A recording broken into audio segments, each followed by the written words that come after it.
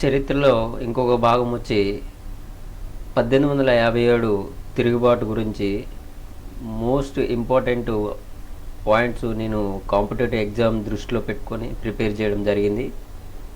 దీన్ని ఇంగ్లీష్లో the great revolt 1857 అని కూడా అంటారు. 1857 నాటి తిరుగుబాటు భారత చరిత్రలో ఒక ముఖ్యమైన మైలురాయి. ఇది లార్డ్ క్యానింగ్ గవర్నర్ జనరల్ సమయంలో సంభవించింది. చరిత్రకారుల ప్రకారం ఇది సిపాయిల తిరుగుబాటు అయితే, భారతీయ పండితుడు ప్రకారం ఇది మొదటి స్వాతంత్ర యుద్ధం అని కూడా అంటారు. తిరుగుబాటుకు కారణాలు 1857 ఫలితం రాజకీయ, ఆర్థిక, సామాజిక, మత మరియు సైనిక కారణాల కలయిక.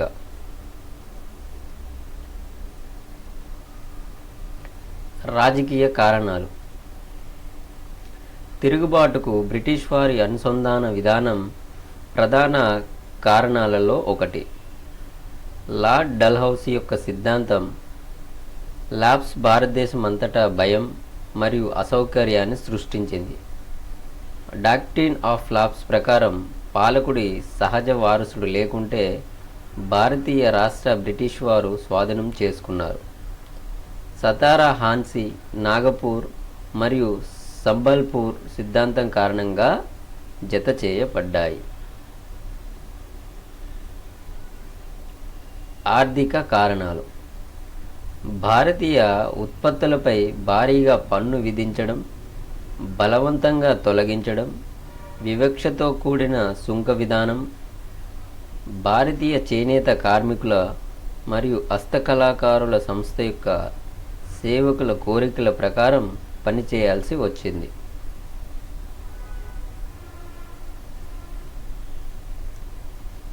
సామాజిక మరియు మతపరమైన కారణాలు.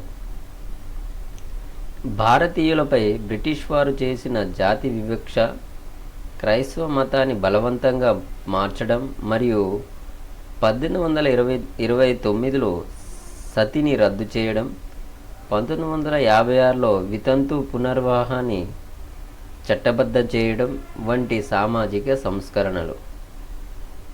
దేవాలయాలు మరియు మసీదులకు చెందిన భూములపై బ్రిటిష్ వారు పన్ను విధించినప్పుడు మతపరమైన మనోభావాలు రేకెత్తించాయి.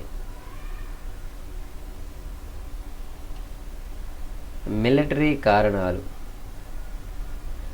బ్రిటిష్ వారు భారతీయ సైనికులపై వివక్ష చూపారు మరియు సేవా పరిస్థితుల్లో మరియు పదోన్నతిలో మినహాయింపు విధానాన్ని అనుసరించారు. దీని ద్వారా ఉన్నత మరియు ముఖ్యమైన పదవులు యూరోపియన్లకు మాత్రమే కేటాయించబడ్డాయి.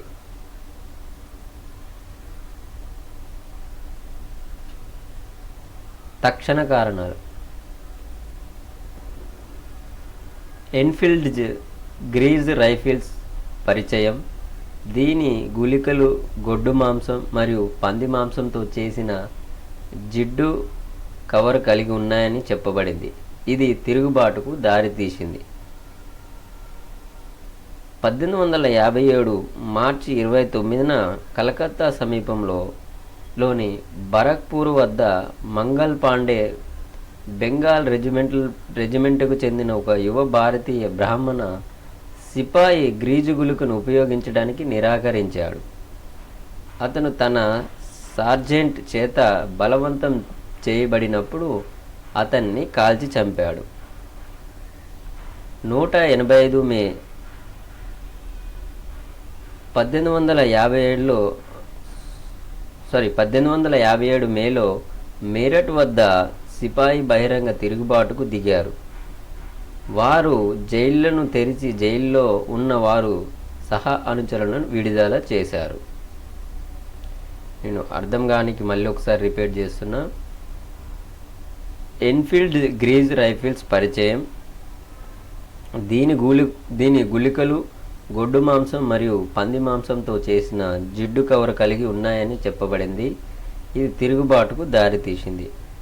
1857 మార్చి 29న కలకత్తా సమీపంలో బరక్పూర్ వద్ద మంగల్ పాండే బెంగాల్ బజార్ రెజిమెంటల్ బజార్కు చెందిన ఓ యువ భారతీయ బ్రాహ్మణ సిపాయి గ్రీజు గుళికను ఉపయోగించడానికి నిరాకరించాడు. అతను తన సార్జెంట్ చేత బలవంతం చేయబడినప్పుడు అతన్ని కాల్చి చంపాడు. మే 1857లో మీరట్ వద్ద సిపాయి బహిరంగ తిరుగుబాటుకు దిగారు. వారు జైళ్లు తెరిచి జైల్లో ఉన్న వారిని సహచరులను కూడా విడుదల చేశారు. 1857 ప్రధాన కేంద్రాలు మరియు తిరుగుబాటు నాయకులు.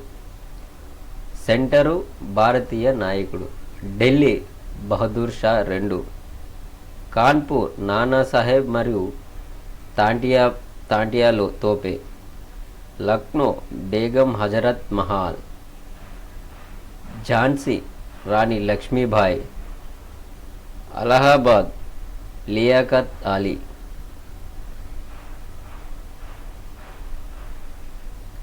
తిరుగుబాటు యొక్క వైఫల్యానికి గల కారణాలు. దక్షిణ భారతదేశం నిష్క్రమించింది మరియు పంజాబ్ మరియు బెంగాల్ స్వల్పంగా ప్రభావితం అయ్యాయి.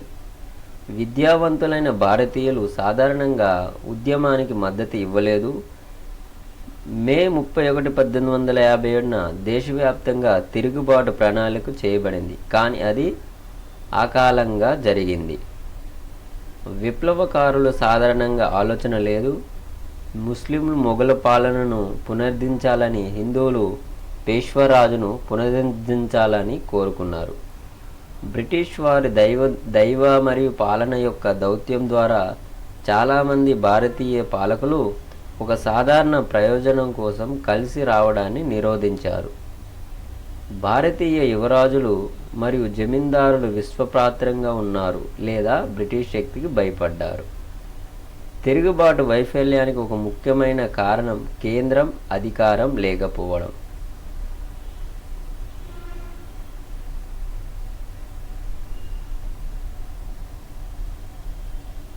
1857 తిరుగుబాటు యొక్క ప్రభావం. తిరుగుబాటు యొక్క ప్రధాన ప్రభావం భారతదేశంలో ఈస్ట్ ఇండియా కంపెనీ పాలన ముగిసింది.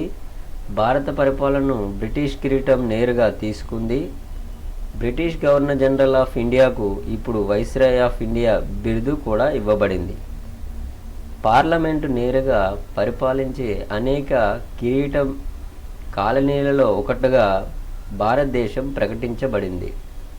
భారత విదేశాంగ కార్యదర్శిగా నియమించబడిన మంత్రివర్గ సభ్యునికి ఈ బాధ్యత ఇవ్వబడింది. భారతీయులకు పూర్తి మత స్వేచ్ఛ హామీ ఇవ్వబడింది. భారతీయులకు ఎటువంటి వివక్ష లేకుండా వారికి ఉన్నత పదవులు ఇస్తామని హామీ ఇచ్చారు. తిరుగుబాటు ప్రజల్లో జాతీయ భావాలను రేకెత్తించింది మరియు జాతీయ ఉద్యమం యొక్క పెరుగుదలకు మార్గం సుగమం చేసింది. పార్లమెంటు నేరుగా పరిపాలించే అనేక కిరీటం కాలనీలలో ఒకటిగా భారతదేశం ప్రకటించబడింది. భారత విదేశాంగ కార్యదర్శిగా నియమించబడిన మంత్రివర్గ సభ్యునికి ఈ బాధ్యత ఇవ్వబడింది. 1858 విక్టోరియా రాణి యొక్క ప్రకటన.